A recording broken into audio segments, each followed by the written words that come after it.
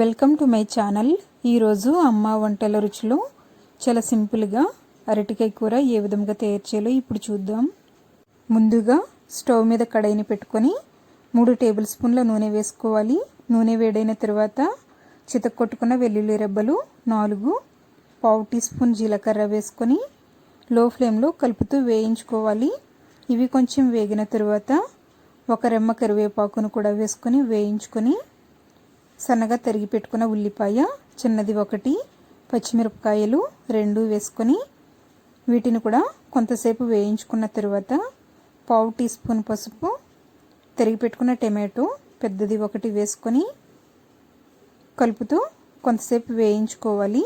తరువాత మూత పెట్టుకొని లో ఫ్లేమ్లో 2 నిమిషాల పాటు మగ్గించుకోవాలి. టమాటాలు ఇలా మగ్గిన తర్వాత ఒకసారి అంతా బాగా కలుపుకొని తొక్కు చెక్కుకొని కట్ చేసుకుని వాటర్లో వేసుకున్నటువంటి అరటికాయ ముక్కలు ఇందులో వేసుకోవాలి. ఇక్కడ నేను 1 కిలో అరటికాయలను తీసుకున్నాను. ఇలా అరటికాయ ముక్కలు వాటర్లో వేసి ఉంచడం వల్ల నల్లబడకుండా ఉంటాయి. వేసుకొని ఒకసారి అంతా బాగా కలుపుకుందాం.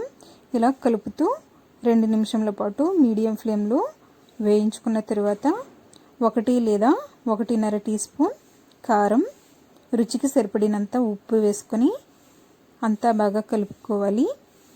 ఇలా కలుపుకున్న తర్వాత 1.5 కప్పు వాటర్ని వేసుకొని ఇలా బాయిల్ వచ్చిన తర్వాత మూత పెట్టుకొని లో ఫ్లేమ్లో 10 నుంచి 15 నిమిషాల పాటు ముక్క మెత్తగా ఉడికేంత వరకు ఉడికించుకోవాలి. 15 నిమిషాల పాటు ఉడికించుకున్న తర్వాత ఒకసారి అంతా బాగా కలుపుకొని ఇలా ముక్క ఉడికిందో లేదో చూసుకోండి. ముక్క ఉడికింది కదా. ఇప్పుడు కొద్దిగా పైన కొత్తిమీర వేసుకొని స్టవ్ ఆఫ్ చేసుకొని ఒక బౌల్లోకి తీసుకుందాం. అరటికాయ కూర రెడీ అయ్యింది. దీనిని రైస్తో కానీ రోటీతో కానీ తినొచ్చు.